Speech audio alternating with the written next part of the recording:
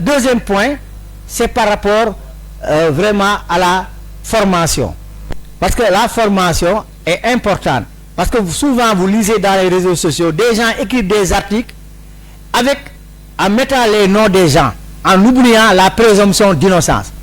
Ils ne savent pas que le procureur peut s'autosaisir, vous convoquer, et puis bon, ou bien la sûreté urbaine, bon, s'il vous délivre un mandat de dépôt, vous êtes responsable parce que tant qu'on n'a pas encore jugé la personne, vous n'avez pas le droit d'écrire son nom. Et aujourd'hui, on le voit souvent dans les réseaux sociaux, des gens qui écrivent les noms. Voilà aussi ce problème de formation. Et aussi le problème de formation sur les questions judiciaires.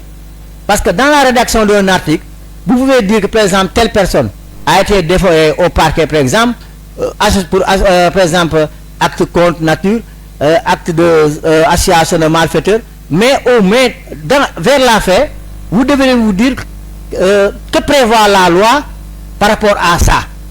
Pour au moins sensibiliser les personnes, s'ils lisent, s'ils sont des gens qui font ces actes, ils peuvent se dire, tiens, ça si je fais, je peux m'attendre à ça. Mais souvent les gens ne le font plus maintenant dans les articles.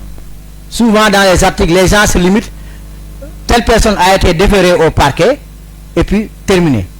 Alors qu'il est bon au moins de dire ce que prévoit la loi, et en ce moment interpeller un juriste qui peut vous dire, voilà, cette personne est susceptible d'être par l'article tel, il va vous dire, donc au moins là vous le citez dans votre article. Là, un autre point aussi, par rapport à la prise en charge, parfois vous dites que telle association a pris en charge par exemple un enfant qui est victime d'une violence, vous mettez le nom de l'association, certaines rédactions disent, oh, vous faites la publicité de l'association.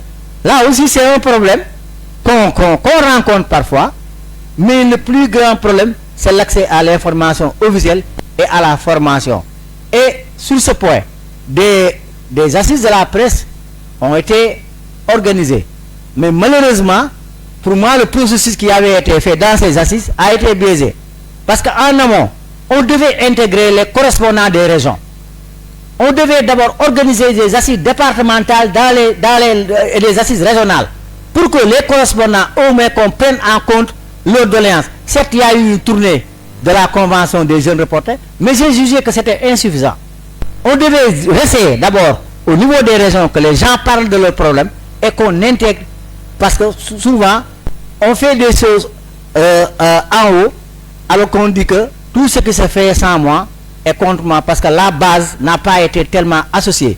Et aujourd'hui, ce problème de financement des organes de presse se pose, parce que vous n'êtes pas censé de savoir que l'autorité dit qu'il y a certains organes qui ne sont pas en règle.